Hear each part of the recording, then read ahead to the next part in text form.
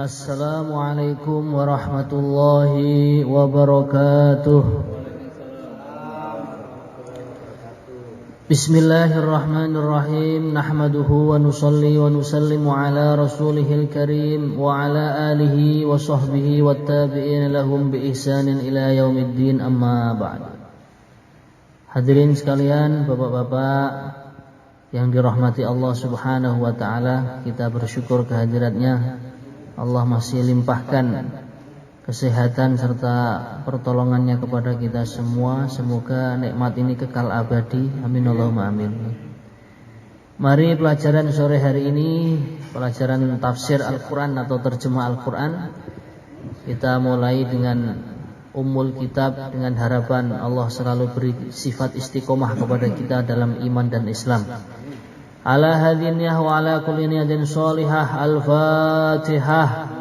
A'udzu billahi minasy syaithanir rajim. Bismillahirrahmanirrahim. Alhamdulillahi rabbil alamin arrahmanir rahim maliki yaumiddin. Iyyaka na'budu wa iyyaka nasta'in. Ihdinas siratal mustaqim siratal ladzina an'amta 'alaihim ghairil maghdubi 'alaihim waladdallin. Baik, kita buka surat Al-Baqarah ayat berikutnya, yaitu wa id qala rabbuka lil malaikati, ayat 30 ya, halaman 6.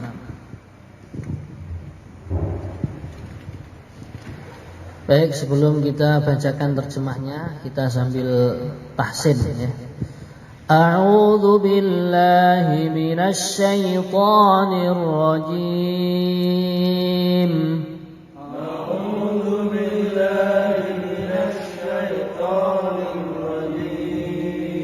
Bismillahirrahmanirrahim.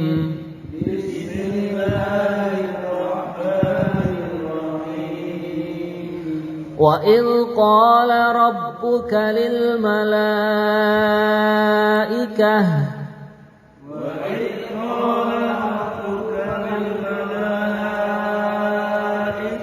nah itu la itu kan ada tanda panjang itu ya. Nah itu membacanya 4 harokat ya. Wa idh qala rabbuka lil malaikah, wa idh qala rabbuka lil malaikati inni ja'ilun fil ardi khalifah.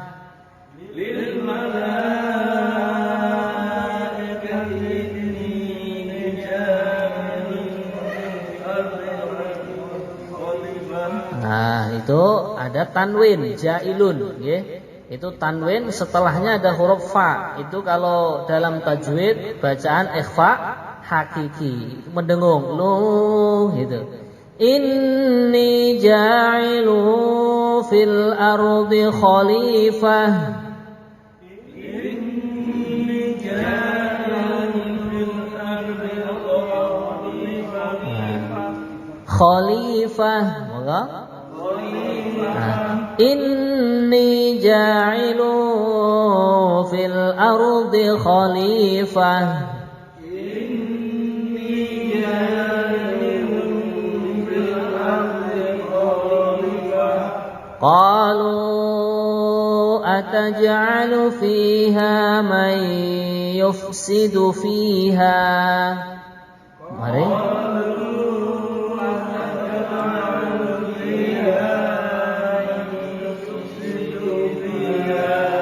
Man yufsidu fiha wa yasfiku dima'.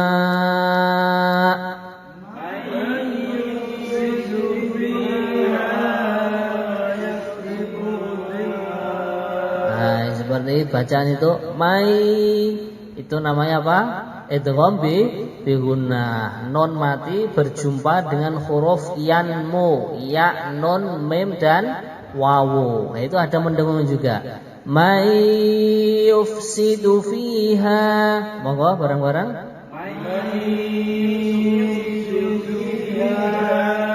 Wa yasfikud dima'.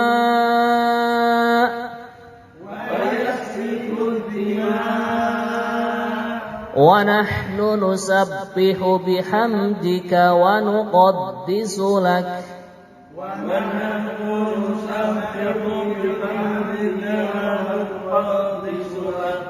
Ingat di situ nusabbihu ada tasdid, kemudian dalnya juga tasdid, nuqaddisu. Kita ulang lagi. Wa nahnu nusabbihu bihamdika wa nuqaddisu lak. Monggo.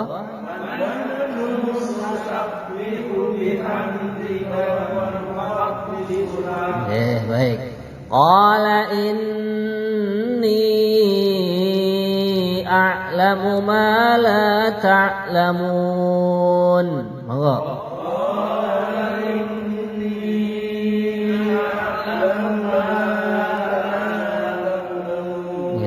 Itu ini juga panjang. Kalau di dalam tajwid namanya mad jaiz munfasil, ya. Qala inni a'lamu ma la ta'lamun. Maka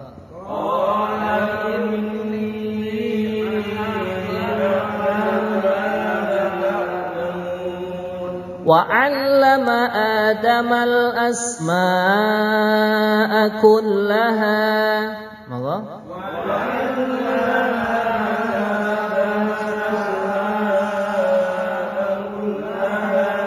ingat 'allama lamnya ada tasdidnya. Wa 'allama Adama al-asma'a kullaha.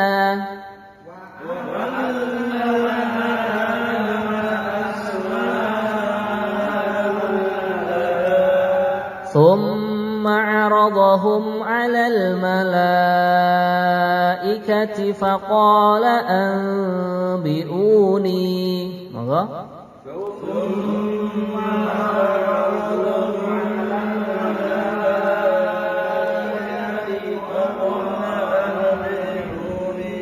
فقال أنبئوني. Monggo.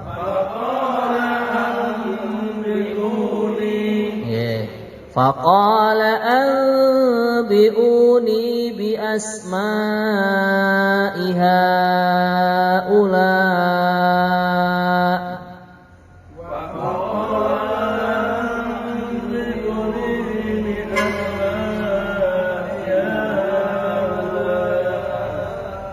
بأسماء هؤلاء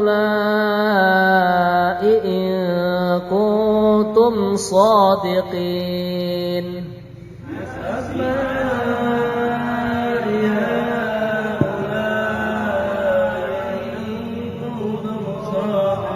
Nah, ingat itu bacaan ikhfa mendengung. In kuntum shadiqin.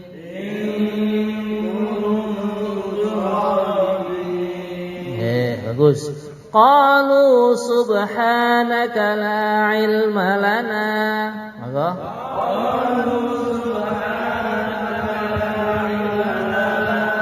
la ilma lana illa ma 'allamtana.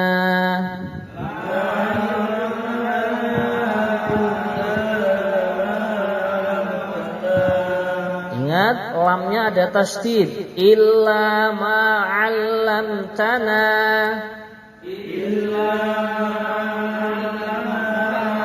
Innaka antal alimul hakim.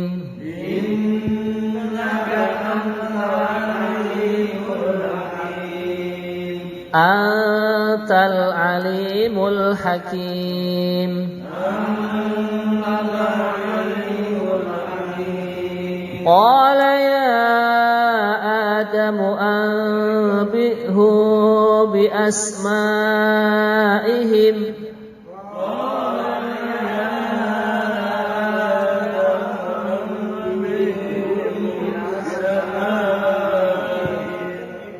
Itu mendengung ya.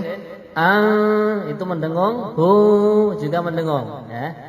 Qala ya Adamu anbi'hum bi asma'ihim.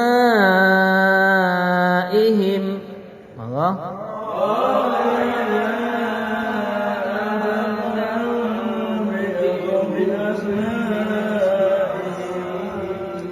falamma anba'ahu bi asma'ihim. Monggo.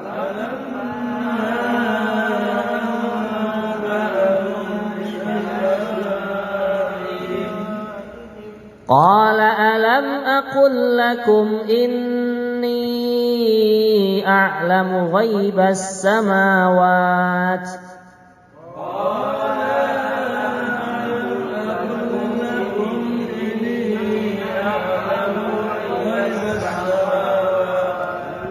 a'lamu ghaibas samawati wal ardh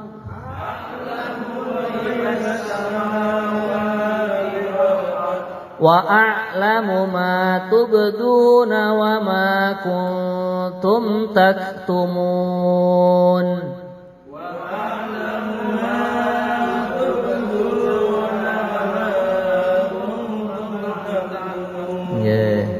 Shadaqallahul azim. Baik, sekarang kita akan bacakan tarjamahnya. Wa idh qala rabbuka lil malaikati inni ja'ilun fil ardi khalifah. Monggo kalih dipun unjuk.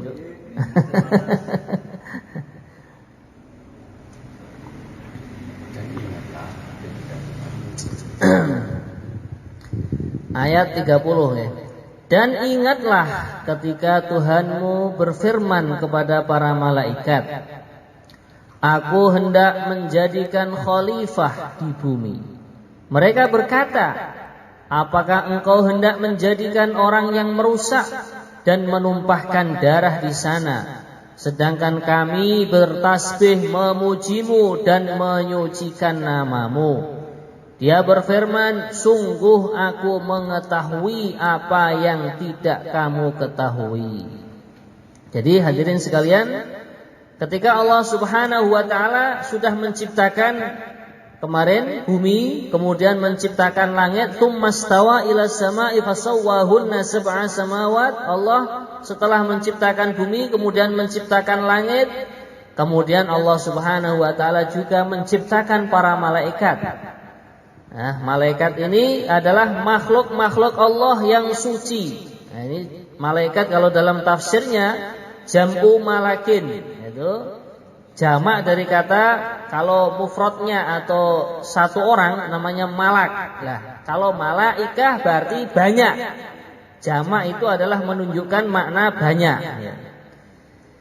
Maka hadirin sekalian, Allah Subhanahu wa ta'ala setelah menciptakan malaikat, yang kita ketahui bahwasanya makhluk yang bernama malaikat ini Allah ciptakan dari nur atau dari cahaya, sehingga mereka itu tidak bermaksiat kepada Allah. Karena mereka kalau mudahnya semacam robot nih, kalau kita itu robot itu kan tergantung daripada yang mengendalikan atau remote-nya, gitu. Nah, begitu juga malaikat. Malaikat ini diciptakan dari nur atau dari cahaya, sehingga mereka la ya'sunallaha ma amarahum wa yaf'aluna ma yu'marun.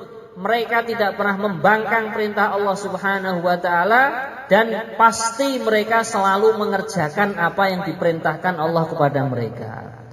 Salah satu contoh malaikat yang diberi tugas untuk membawa arsy-Nya Allah atau memikul arsy-Nya Allah, ya mereka selalu sami'na wa ata'na. Kemudian malaikat yang diberi tugas untuk membagi rizki, ya hari-hari membagi rizki sesuai tugas mereka.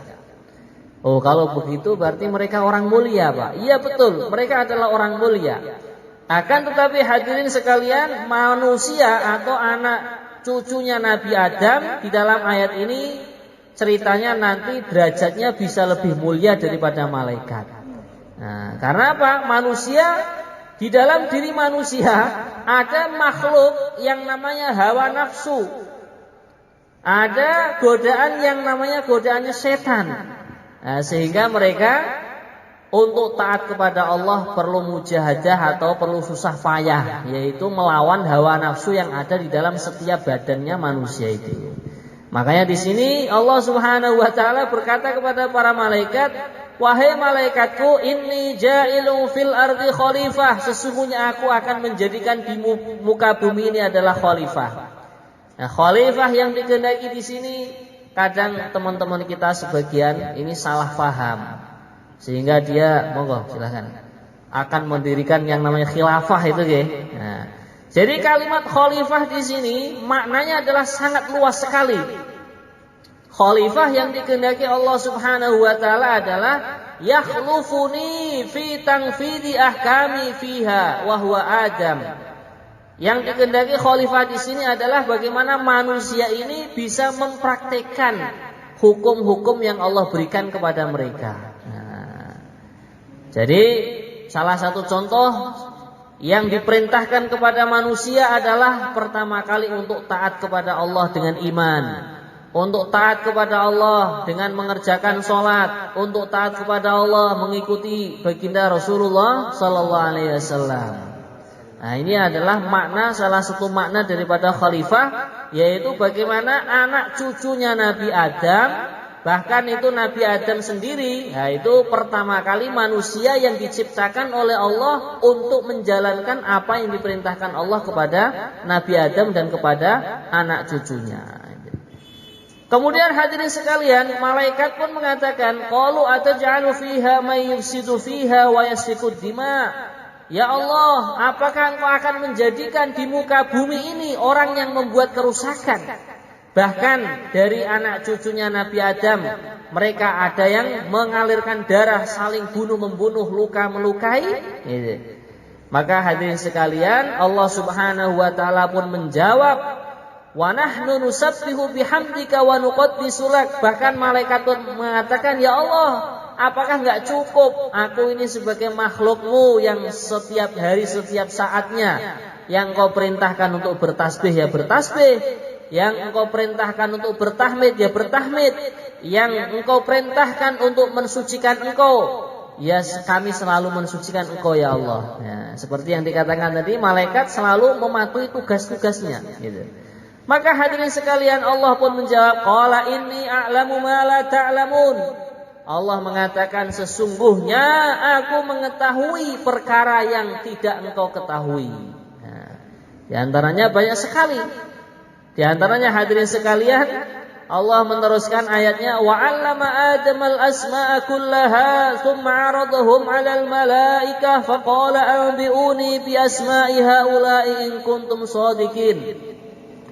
Allah telah mengajari, ya, yang artinya dan Dia ajarkan kepada Adam nama-nama benda semuanya. Kemudian Dia perlihatkan kepada para malaikat seraya berfirman, sebutkan kepadaku nama semua benda ini jika kamu yang benar. Maka hadirin sekalian, inilah istimewanya. Bagaimana walaupun manusia tadi mempunyai musuh yang bernama hawa nafsu, godaan setan dan lain sebagainya, lah Nabi Adam dan juga anak cucunya diberi pengetahuan oleh Allah Subhanahu wa taala yang tidak diketahui, atau ilmu pengetahuan ini tidak diberikan kepada para malaikat. Lah inilah para ulama mengatakan bahwasanya keistimewaan Nabi Adam dan juga anak cucunya diberi ilmu oleh Allah Subhanahu wa taala yang menjadikan derajatnya Nabi Adam dan anak cucunya yang mengetahui ilmu ini lebih tinggi daripada para malaikat. Nah, maka hadirin sekalian, contohnya Nabi Adam dan juga anak cucunya diberitahu ini namanya pohon mangga, ini namanya rumput. Rumput pun bermacam-macam. Ada suket teki, suket gajah ya. Nah, padi, ini jagung, ini ketela. Itulah yang namanya al-asma'a kullaha. Kalau kita hitung sudah berapa nama pengetahuan yang diketahui oleh manusia. Nah, sedangkan pengetahuan ini tidak diberikan kepada para malaikat. Maka hadirin sekalian, malaikat pun Allah Subhanahu wa taala mengatakan kepada mereka, faqala ambiuni. Wahai malaikat, kalau kamu tuh kok merasa lebih tinggi daripada Nabi Adam, ya, daripada makhlukku yang bernama Adam, ambiuni, kamu beritahu bi asma'i haula'i, dengan nama-nama semua yang ada di muka bumi ini. Nah, maka ringkasnya pun malaikat tidak bisa. Nah, Padahal itu kalau kita itu kan pengetahuan yang hanya benda-benda istilahnya sifatnya materi gitu. Nah, apalagi kalau manusia ini belajar ilmu agama, tahu ini sifat wujud, qidam, baqa, mukhalafatul lil hawadisi dan lain sebagainya. Mengetahui ini, hukum itu. Nah, ini bacanya begini begitu. Nah, ini tentunya pengetahuan agama itulah yang menjadikan manusia itu lebih istimewa, derajatnya lebih tinggi daripada para malaikat. Kemudian ayat berikutnya Allah Subhanahu wa taala berfirman, qalu subhanaka la ilma lana illa ma 'allamtana innaka antal alimul hakim. Malaikat pun menjawab, qalu mereka menjawab, malaikat ini yang menjawab, Maha suci Engkau, tidak ada yang kami ketahui selain apa yang telah Engkau ajarkan kepada kami. Sungguh Engkaulah yang maha mengetahui, maha bijaksana. Maka ini hadirin yang mulia, malaikat pun akhirnya mengetahui. Ya sudah ya Allah, kalau kami itu ya taunya diberi tugas mikul aras ya sudah itulah tugas kami. Kami taunya diperintahkan untuk bertasbih, ya sudah itulah pengetahuan kami. Lah sedangkan Nabi Adam dan juga anak cucunya ternyata pengetahuannya lebih banyak lagi daripada para malaikat. Kemudian hadirin yang dimuliakan Allah Subhanahu wa taala, ayat berikutnya, qala ya Adamu anbi'hum bi asma'ihim falamma anbahu bi asma'ihim qala alam aqul lakum inni a'lamu ghaibas samawati wal ard wa a'lamu ma tubduna wa ma kuntum taktumun. Artinya 33, ayat 33. Dia Allah Subhanahu wa taala berfirman, wahai Adam, beritahukanlah kepada mereka nama-nama itu. Setelah dia Adam menyebutkan nama-namanya, dia berfirman, bukankah telah aku katakan kepadamu bahwa aku mengetahui rahasia langit dan bumi, dan aku mengetahui apa yang kamu nyatakan dan apa yang kamu sembunyikan. Nah, maka ini hadirin yang dimuliakan Allah SWT, Nabi Adam pun diperintahkan Allah untuk memberitahu nama-nama dari makhluk-makhluk, benda-benda yang sudah diciptakan oleh Allah. Nabi Adam sebutkan ini air, ini angin, ini pohon, ini batu, ini pasir, ini tanah liat. Ini semacam-macam lah tumbuh-tumbuhan. Akhirnya para malaikat pun sudah mengakui kalau memang Nabi Adam, makhluk yang namanya manusia bernama Nabi Adam dan juga anak cucunya, ternyata pengetahuannya lebih banyak daripada malaikat. Akhirnya Allah pun mengatakan, loh kan aku sudah bilang kepada kamu, inni a'lamu ghaibas samawati wal ardh. Walaupun kamu menyangka nanti kalau manusia diciptakan ya di antara mereka ada yang buat kerusakan, ada yang mengalirkan darah, ada yang tusuk menusuk dan lain sebagainya karena berbuat kedzaliman.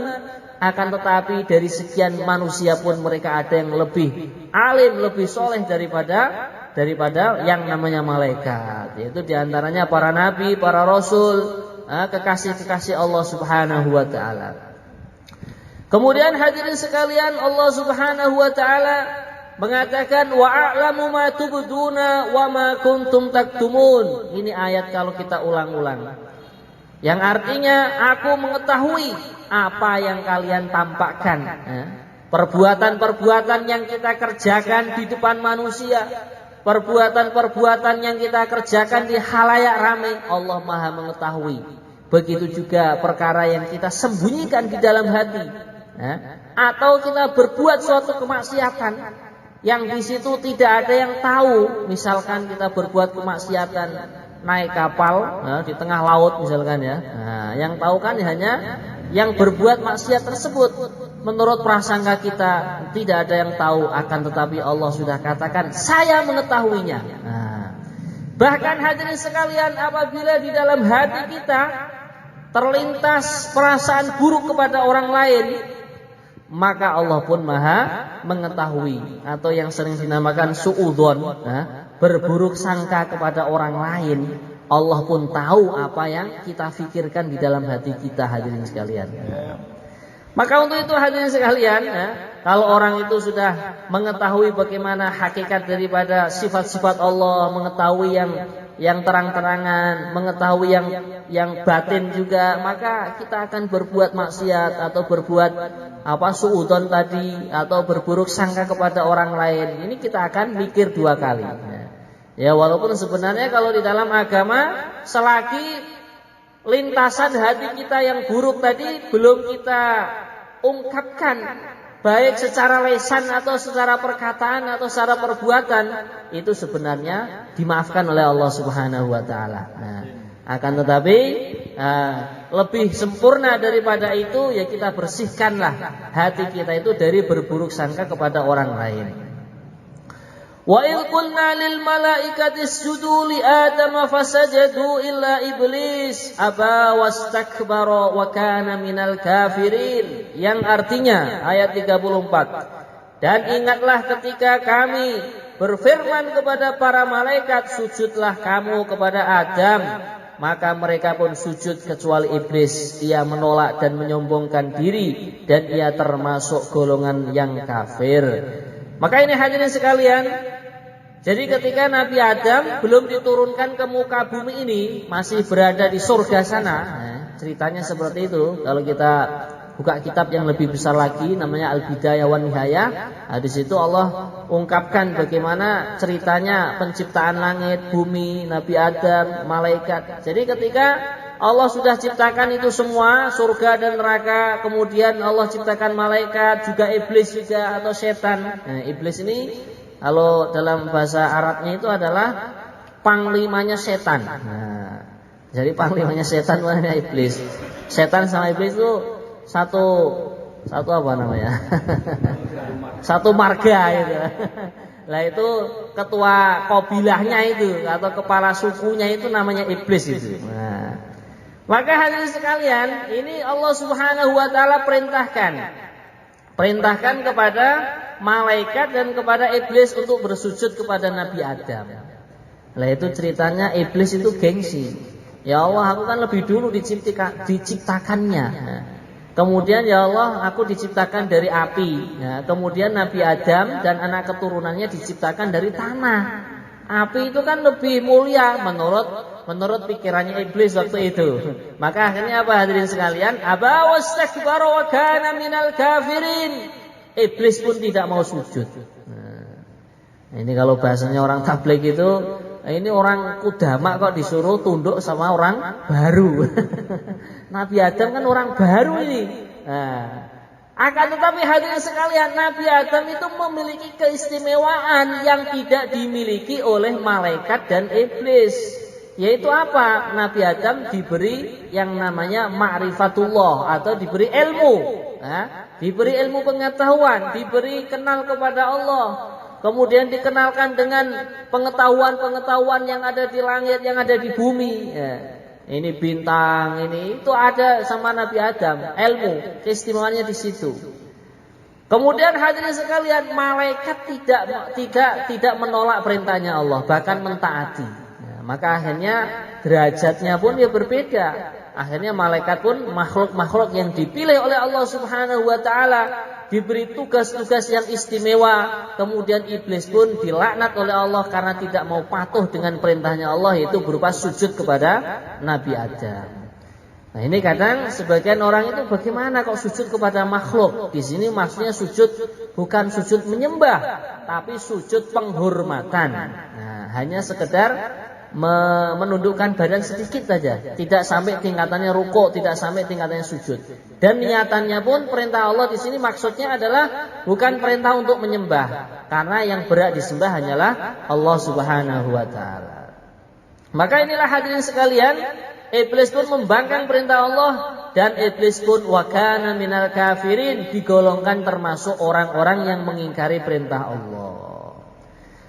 Kemudian ayat berikutnya, wa qulna ya Adam uskun anta wa zawjukal jannata wa kula minha ragadan haitsu syi'tuma wa la taqraba hadhihi syajarata fatakuna minadh dhalimin. Ayat 35. Dan kami berfirman, wahai Adam, tinggallah engkau dan istrimu di dalam surga, dan makanlah dengan nikmat berbagai makanan yang ada di sana sesukamu, tetapi janganlah kamu dekati pohon ini. nanti kamu termasuk orang-orang yang zalim. Nah, makanya hadirin sekalian, ketika itu Nabi Adam selesai ujiannya iblis dan malaikat. Nah, Nabi Adam diperintahkan untuk menetap di surga sana.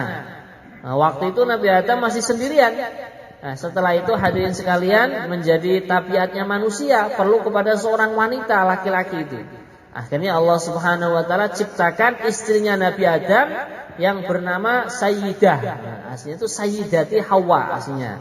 Karena orang Jawa mungkin lesannya itu menjadi Siti Hawa, disingkat gitu ya. Nah, Siti gitu akhirnya. Nah, aslinya dari kata bahasa Arab Sayyidati. Nah, diringkas menjadi Siti Hawa. Nah, itu hadirin sekalian, dalam kitab yang lebih luas keterangannya bahwasanya Sayyidah Hawa atau Siti Hawa itu diciptakan dari tulang rusuknya Nabi Adam. Nah, maka itu kalau kita lihat itu tulang rusuk kita sebelah kiri itu lebih sedikit daripada yang sebelah kanan. Nah, itu yang sebelah kiri diambil oleh Allah Subhanahu wa taala untuk muasalnya diciptakan setiap istri kita. Berarti kalau istrinya 4, kurangnya 4, Pak. Wallah alam kalau itu ya. Pokoknya ceritanya seperti itulah. Nah, maka hadirin sekalian, yang namanya wanita karena diciptakan dari tulang rusuknya suaminya sendiri, itu tabiatnya wanita itu ya bengkong. Nah, maka nanti yang bertugas meluruskan adalah suaminya. Cuma di dalam hadisnya baginda Nabi, kalian kalau meluruskan istri-istri kalian itu jangan terlalu keras-keras. Namanya tulang rusuk itu kalau diluruskan keras bisa patah. Tapi kalau nggak diluruskan ya kan bengkong terus. Maka di dalam meluruskan istri kita perlu hikmah, diajak majelis ilmu, diajak taklim masturah, diajak ke majelis-majelis pengajian agama ya, atau keluar 3 hari sama istri ya, masturah siapa aja ya, Masya Allah. Nah, seperti itu. Nah, tanggal 15 ya ada jamaah masturah di At-Takwim ya, alhamdulillah. Nah, kemudian hadirin sekalian, Allah sudah perintahkan kepada Nabi Adam dan istri beliau Siti Hawa bertempat di surga, bahkan sudah dipersilahkan untuk makan minum sepuasnya sesuai hidangan yang ada di sana. Kemudian Allah Subhanahu wa taala mengatakan, berfirman dalam ayat, wala taqrabah hadis syajarah, jangan kau dekati pohon ini. Nah, inilah yang dikatakan, sebagian ulama mengatakan buah khuldi. Sebagian juga mengatakan buah apel. Nah, loh, di surga kok Pak ada larangan makan. Ini zaman dahulu ya, ketika masanya Nabi Adam dan istri beliau masih di surga sana. Nah, kemudian hadirin sekalian ya, ini kemudian diceritakan dalam ayatnya itu, ayat berikutnya, fa'azallahuma syaitanu anha fa'akhrajahuma mimma kana fihi wa qulna ihbitu ba'dukum li ba'din adu wa lakum fil ardi mustaqarru wa mata'un ilahin. Yang artinya ayat 36, lalu setan memperdayakan keduanya dari surga sehingga keduanya dikeluarkan dari segala kenikmatan ketika keduanya di sana di surga, dan kami berfirman, turunlah kamu, sebagian kamu menjadi musuh bagi yang lain, dan bagi kamu ada tempat tinggal dan kesenangan di bumi sampai waktu yang ditentukan. Nah, inilah ketika Nabi Adam itu dilarang oleh Allah Subhanahu wa taala untuk memakan buah khuldi ini ya. Nah, itu sebenarnya kalau dalam tafsir yang lebih panjang itu, beliau pun kuat memegang prinsip ini larangan dari Tuhanku untuk makan buah ini, saya tidak akan memakannya, taat pokoknya, sami'na wa ata'na. Ya, setan itu hadirin sekalian itu tidak diam-diamnya menggoda Nabi Adam dan istrinya. Nah, ketika menggoda Nabi Adam tidak berhasil, akhirnya digodalah istrinya. Nah, diiri-iri-irilah istilahnya itu. Nah, ini Tuhan kamu itu melarang buah ini dimakan. Ini kalau buah ini kamu makan, kamu akan kekal di surga. Nah, padahal apabila buah ini dimakan, justru malah Allah Subhanahu wa taala akan menurunkan Nabi Adam dan istrinya untuk keluar dari surga, turun ke bumi gitu ya. Nah, akhirnya hadirin sekalian, nah itu yang namanya suami itu biasanya memang rata-rata kalau sudah digoda istri. Itu memang rata-rata kalah nggih. Nah, makanya lelah itu akhirnya itu. Maka hadirin sekalian, akhirnya pun istrinya Nabi Adam yang bernama Siti Hawa itu menggoda suami beliau. Nah, bilangnya ya sudahlah, ini kelihatannya ini dilarang oleh Allah untuk makan. Ini ada rahasianya itu. Itu menurut saya itu kalau ini buah kita makan, nah, itu nanti malah kita kekal abadi di surga. Nah, akhirnya juga hadirin sekalian, Nabi Adam pun ikut makan istrinya. Nah itu kalau dalam cerita Israiliyat ya, dalam cerita Israiliyat itu Nabi Adam makan buah khuldi nyangkut sampai di tenggorokan, ini sudah diingatkan oleh Allah Subhanahu wa taala. Akhirnya laki-laki kan ada mentolnya ini kan. Ini cerita Israiliyat. Cerita Israiliyat itu tidak ada dasar yang kuat. Kita percaya boleh, tidak percaya juga tidak masalah gitu. Tidak ada larangan gitu. Lah kemudian yang istrinya Nabi Adam itu mengkonsumsi buah khuldi tadi sudah sampai kepada dadanya. Nah. Ini pun dewasa semua pun paham nih. Nah, maka hadirin sekalian, akhirnya Nabi Adam dan Siti Hawa pun diperintahkan untuk turun ke bumi. Kulnah bitu ba'dukum li ba'din adu. Kalian semua turunlah, bahkan iblis pun yang mengganggu itu akhirnya diperintahkan untuk turun. Lah itu iblis yang mengganggu atau menggoda Siti Hawa itu. Nah, kalau dalam cerita Israiliyat itu tadi, itu akhirnya pun dilaknat oleh Allah Subhanahu wa taala, disumpahi ya kalau orang kita bilang kan. Akhirnya itu iblis itu kakinya menjadi rontok. Nah, sebagian itu menafsirkan menjadi ular naga atau sejenis itulah hewan-hewan itu akhirnya itu. Nah, maka akhirnya Nabi Adam pun turun dari surga, istri beliau pun turun dari surga sampai kepada bumi ini. Walakum fil ardi mustaqarru wa mata'un ilahin. Dan bagi kalian Nabi Adam dan juga istrinya di muka bumi ini tempat tinggal dan kesenangan juga sampai waktu yang ditentukan. Nah, akhirnya dalam cerita itu Nabi Adam itu turunnya di India sana, di gunung apa Himalaya ya. Nah, di gunung Himalaya. Kemudian yang nenek kita Siti Hawa turunnya di Jeddah. Nah, makanya sebagian ulama itu mengatakan itu laki-laki ganteng-ganteng itu dari India katanya. Nah, dari India yang dari Posto itu atau dari dekatnya Himalaya itu. Nah, itu orangnya Masya Allah gagah-gagah, bangir-bangir, besar-besar, keker-keker. Nah, itu karena itu tadi tempat turunnya Nabi Adam.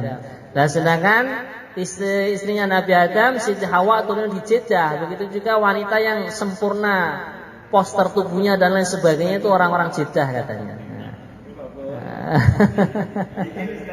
Nggih, baik, inilah. Monggo. Memahami apa yang sudah disampaikan saja. Nggih. Secara sinopsis saja, seolah-olah Nggih. turunnya Nabi Adam dan Hawa itu kesalahan Nggih. akibat dari Nggih. Nggih. iblis. Nggih. Kalau kita perhatikan ayat yang nomor 30, aku hendak menjadikan khalifah di muka bumi. Jadi Nggih. ada maksud Allah untuk mendesain mengisi Bumi. manusia. Nggih. Hanya skenario-nya seolah-olah Iya, seperti itu.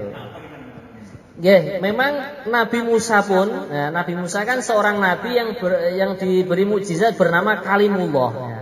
Akhirnya Nabi Musa pun waktu itu bicara kepada rohnya Nabi Adam. Ini gara-gara engkau wahai Nabi Adam, akhirnya kita susah payah turun ke dunia ini. Gitu. Maka akhirnya Nabi Adam pun menjawab, wahai anak cucuku yang bernama Musa, ini semua itu sebenarnya sudah ada programnya, sudah ada takdirnya daripada Allah Subhanahu wa taala. Kalau saya tidak turun ke bumi ini, kamu mungkin juga tidak diangkat sebagai seorang nabi, seorang rasul. Lah, dengan adanya aku diturunkan oleh Allah ke muka bumi ini, kamulah menjadi nabi, menjadi rasul, bahkan menjadi ulul azmi minar rusul. Gitu. Jadi kesalahan ini jangan kita anggap kesalahan seperti kita sebagai manusia biasa. Ini kesalahannya para nabi tidak boleh disamakan hukumnya dengan kesalahannya umatnya. Memang seakan-akan Nabi Adam berbuat kesalahan, tapi kesalahan ini kan tingkatannya jangan kita anggap sama dengan manusia yang biasa. Dan juga ini kesalahan yang beliau perbuat kan di surga sana, dan ini sudah merupakan qada dan takdirnya Allah Subhanahu wa taala. Sebenarnya dengan sebab kesalahan yang dibuat Nabi Adam ini malah menjadikan anak cucunya yang iman kepada Allah menjadi orang yang mulia, yang pada akhirnya nanti akan menjadi raja-raja dan ratu-ratu di surga. Kita memahami seperti itu, Bapak ya. Nah, nggih, monggo. Mana yang didulukan ini? Dari kanan dulu nggih. Yes, monggo. Untuk di ayat 30 Nggih. dikatakan ini malaikat ya. Malaikat yang Nggih. kata, apakah engkau hendak menjadikan orang yang merusak dan menumpahkan darah di sana? Nggih. Ini apakah kata-kata seperti ini apakah bisa dikatakan bahwa malaikat itu protes kepada Allah Subhanahu wa taala? Kalau bahasanya kita tidak protes, tapi hanya malaikat itu usul. Ya, usul ya, bahasa santunnya begitu.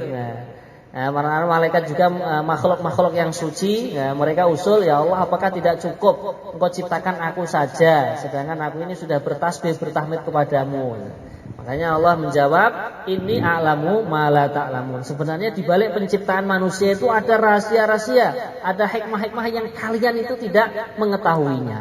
Kurang lebihnya gitu, Pak ya. Nggih, monggo. Monggo. Nggih.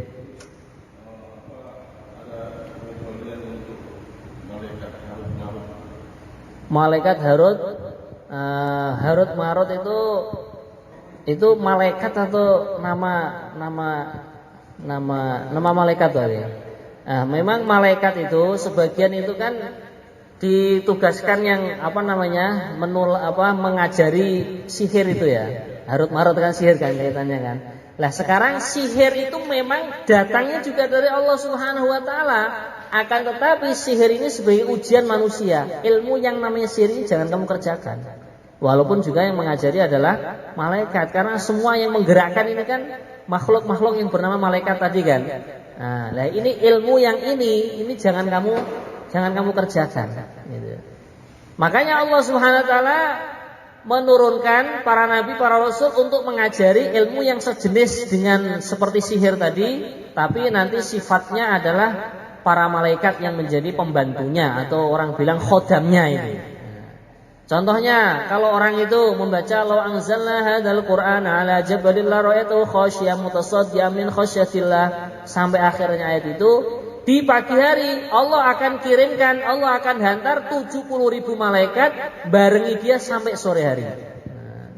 Makanya kalau orang itu mohon maaf yang suka dukun ya, itu kok yang dibaca itu doa-doanya itu sesuai dengan hadisnya baginda Nabi, itu dukun manapun nggak bisa menandingi dia. Karena yang namanya doa-doa yang diajari oleh Rasulullah, khodamnya itu para malaikat. Kalau mantra-mantra yang ilmu sihir tadi, khodamnya para iblis atau jin. Gitu. Nah, jin ini sebenarnya juga makhluk yang lain, karena dia seperti manusia.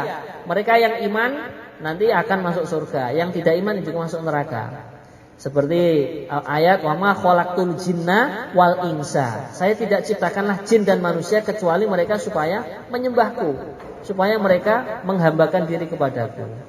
Jadi memang betul malaikat Harut Marut itu juga dari Allah Subhanahu wa taala dan diberi tugas untuk itu tadi menurunkan yang namanya ilmu sihir. Akan tetapi ilmu sihir ini diturunkan dari langit ke muka bumi ini bukan untuk ditunaikan. Ini sebagai ujian manusia, supaya mereka tahu bahwa ini ilmu yang batil gitu. Nggih, kurang punya begitu. Nggih. Monggo. Tanya sebelum Nabi Adam diciptakan itu berarti makhluk itu ada malaikat dan iblis. Iblis ya. Itu yang pertama yang diciptakan antara malaikat dengan iblis itu dulu mana? Nggih. Tapi yang kedua, kalau malaikat tugasnya jelas. Nggih. Terus iblis diciptakan itu oleh Allah, maka dia bertugas sebagai apa? Kalau lebih dulu mana antara malaikat dengan iblis, ini saya belum punya pengetahuan, Pak. Cuman ceritanya kalau melihat dari ayat yang ada itu malaikat dan iblis lebih dulu daripada Nabi Adam ya. Nah, kemudian memang sebenarnya iblis itu kan tugasnya tadi sudah diperintahkan oleh Allah untuk sujud penghormatan kepada Nabi Adam. Tapi karena dia itu tidak taat, malaikat mau taat, iblis tidak mau taat. Akhirnya iblis pun dijadikan makhluk yang diberi laknat oleh Allah Subhanahu wa taala. Lah kemudian iblis ini pun akhirnya enggak terima dia. Ini bagaimana ini? Akhirnya iblis pun berjanji dalam ayat yang lain, "Tsumma la'atiyannahum min baini aydihim wa min khalfihim wa an aymanihim." Ini sebabnya saya dikeluarkan dari surga. Sekarang saya dimasukkan ke neraka ini gara-gara saya tidak mau sujud penghormatan kepada Nabi Adam. Akhirnya iblis pun berjanji akan selalu menggoda manusia dan juga keturunannya Nabi Adam. Maksud saya sebelum. Nggih. Pertanyaannya sebelum Nabi Adam. Nggih. Berarti kan malaikat dengan iblis Nggih. itu tugasnya. Kalau malaikat Nggih. tugasnya membagi rezeki dan sebagainya. Nggih. Iblis diciptakan pada Sebelum diciptakannya Nabi Adam. Nah. tugasnya apa? Gitu. Ya, kalau itu belum ada pengetahuan juga kita. Nanti kalau saya tak jawab nggak tahu dasarnya malah keliru ya. Nanti kita sharing lagi dengan yang lain. Oke, monggo Pak.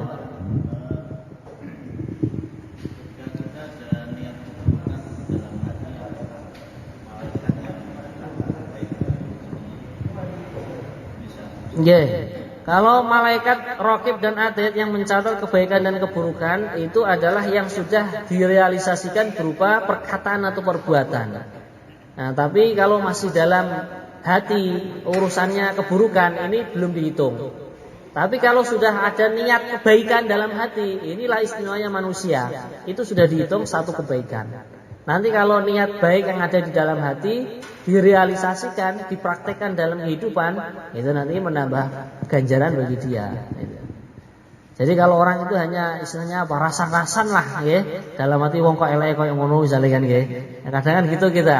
Nah ini selagi belum diucapkan itu masih dimaafkan. Nah, dalam hadisnya begitu. Tapi kalau sudah kadung diucapkan, bahkan ada yang mendengar, nah ini nanti sudah mayal fitu min qaulin illa ladaihi raqibun atid. Tidaklah orang itu melafadzkan satu ucapan pun kecuali malaikat raqib dan atid pun mencatatnya. Nggih, monggo. Nggih. Nggih, monggo. Nggih.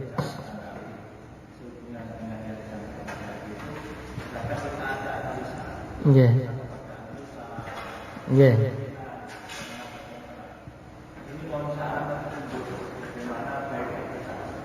Nggih. Nggih. Nggih. Kalau sekedar analisa itu kan bisa kita lihat amalan dia hari-hari kan. Nah, makanya di dalam hadis atau dalam agama ini wala tajassasu. Janganlah kalian itu memata-matai dengan mengawasi atau menganalisa itu menurut kita itu berbeda, Pak. Kalau memata-matai itu di dalam hadisnya itu sampai tingkatannya, mohon maaf, kita nginceng kamarnya gitu, atau misalkan kalau sekarang mungkin memasang CCTV rahasia itu. Kalau itu mungkin kiasannya begitu. Nah, kalau orang kuno dulu kan nginceng ngangok jendela itu nggih. Lah itu sudah dikatakan tajassus. Itu memang dilarang dalam agama. Tapi kalau sekedar menganalisa, saya lihat orangnya baik kok, kalau waktu adzan juga ke masjid, melihat fakir miskin pun disantuni, dia bicaranya pun lemah lembut, bicaranya pun sesuai dengan realita atau bicaranya pun selalu ditepati. Sedangkan orang-orang munafik kan idza haddatsa kadzaba, apabila dia bicara bohong. Wa idza tumina khona, diberi amanat malah berkhianat, gitu. Wa idza wa'ada akhlafa, dia bila memberikan janji dia akan mengingkarinya. Nah, ini menurut analisa saya, menurut sepengetahuan saya mengawasi dia orang baik, maka ini tidak dikatakan itu tadi, ya. Jadi kalau hanya sekedar mengawasi, melihat, nah, tidak sampai tingkatannya yang jelimet-jelimet tadi, ya. Sampai misalkan membongkar, menjebol rumahnya atau membolongi jendelanya untuk melihat apa yang dia perbuat. Nah, ini kalau dalam agama namanya tajassus, ini memang dilarang. Makanya di dalam tertib agama kan ada namanya husnudzon, berbaik sangka. Nah, cuman kadang orang itu kelewatan, saking baik sangkanya, dia tidak punya sifat waspada juga. Wah, ini orangnya jubahan, Pak. Jenggoten juga, ya, serbanan. Akhirnya minjem motor, sekalian STNK-nya diberikan. Akhirnya dibawa kabur. Lah kita kan nggak tahu kan background dia bagaimana kan. Nah, bahkan husnuzonnya sudahlah, nggak usah tinggal KTP sekalian. Nah, ya sudah, kalau motornya atau mobilnya amblas ya, berarti di sini husnuzonnya tidak dibarengi dengan waspada atau hati-hati. Gitu. Nggih, monggo. Untuk dosa yang dicatat oleh malaikat itu yang baik dan yang tidak yang buruk. Nggih. Nggih.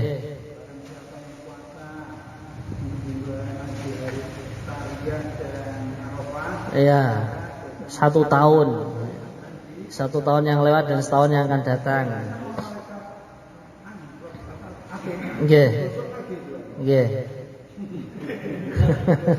Dosanya digosok, dihapus, nggih. Lah terus kita berbuat dosa lagi. Nah, tulis lagi, gitu.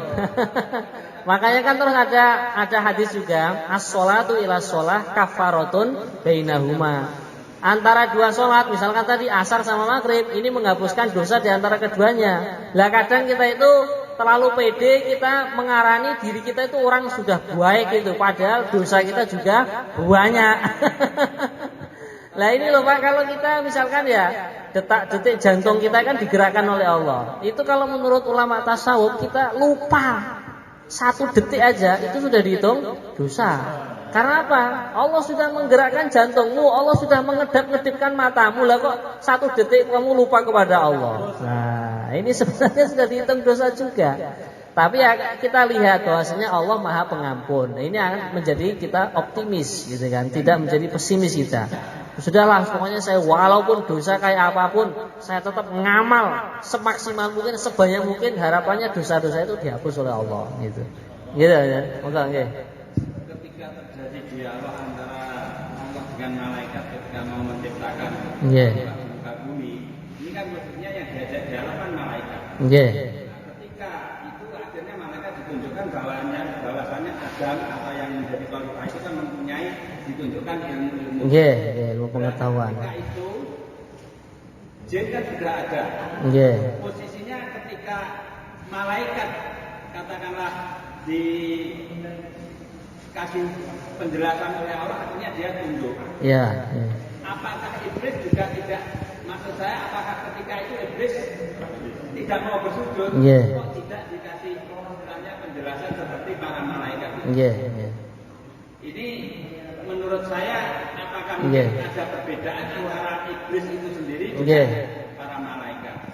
Memang perbedaannya diantaranya asli khilqahnya atau asli penciptaannya. Kalau iblis itu Allah ciptakan dari api. Kemudian kalau malaikat itu dari nur, cahaya. Gitu. Makanya cahaya itu kan indah. Kalau api itu sifatnya memang panas kan. Gitu. Nah, makanya disitulah letak perbedaan antara malaikat dan iblis. Tentunya sebelum diciptakannya malaikat dan iblis, Allah juga sudah maha mengetahui. Ini a'lamu ghaibas samawati wal ardh. Saya lebih mengetahui perkara-perkara yang gaib yang ada di langit dan ada di bumi. Nanti akhirnya memang iblis itu aku program untuk selalu menggoda manusia sebagai ujian bagi mereka. Nah, kemudian kalau malaikat itu sifatnya adalah yang selalu taat kepada Allah Subhanahu wa taala. Dan itu semua adalah sudah menjadi programnya Allah. Nah, kita itu sebagai manusia itu yang makhluk di tengah-tengah itu. Kalau iblis memang diciptakan untuk selalu bangkang kepada Allah, selalu menggiurkan manusia dari jalan yang benar. Lah kita manusia dijadikan makhluk yang istimewa yang dikatakan khalifah tadi, diberi akal, diberi ikhtiar, kemudian diberi nabi. Nabi tidak ada para wali, para dai, para alim ulama. Kemudian diberi otak yang jernih sehingga kita bisa milih. Itu lo baik, itu kamu kerjakan. Itu lo buruk, itu kamu tinggalkan. Nah, itulah istimewanya manusia. Jadi kalau malaikat itu kan karena tidak punya nafsu. Betul. Jin yang saya katakan juga Allah ciptakan tidak punya nafsu. Nah, itu jin sama iblis beda, Pak. Karena kalau jin itu hampir mirip seperti manusia. Mereka juga dikhitabi untuk sholat, untuk iman. Tapi kalau memang iblis itu anak cucunya iblis memang sudah disebdo oleh Allah Subhanahu wa taala, memang makhluk yang dilaknat gitu. Jadi perbedaannya di situ. Kalau jin itu mereka sama dengan manusia, hanya saja bedanya mereka alamnya lain gitu. Nah, kalau kita alamnya kan memang alam yang zahir ini. Dan istimewanya manusia lagi diantaranya apa? Para nabi, para rasul, tidak ada yang dari jin, semuanya dari kalangan manusia. Nah, nanti ada keterangan di surat. Oke, cekap ngoten nggih. Kurang lebihnya mohon maaf, kita akhiri dengan bacaan kafarah majelis. Subhanallah. Assalamualaikum warahmatullahi wabarakatuh.